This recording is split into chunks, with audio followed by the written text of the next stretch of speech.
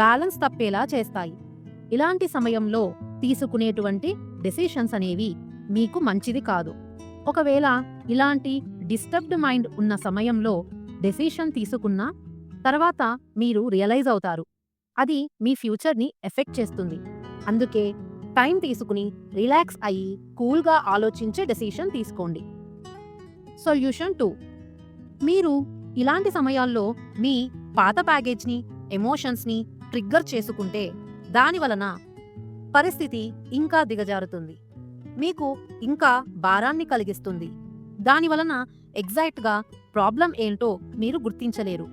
పైగా చాలా ఎమోషనల్గా వీక్ అయిపోతారు. ఏ డెసిషన్ తీసుకోలేక అక్కడే ఆగిపోతారు. అందుకే మీ ఫోకస్ ప్రెజెంట్ ప్రాబ్లంపై ఉండాలి, పాస్ట్లో జరిగిన దానిపై కాదు. ఇలా ఆలోచిస్తే మీరు బెటర్గా హ్యాండిల్ చేయగలరు, మీరు త్వరగా ఎక్స్పర్ట్ అయిపోతారు. సొల్యూషన్ 3. మీరు ఒక వస్తువు కాదు, కదలికలు ఉన్న జీవం ఉన్న మనుషులు.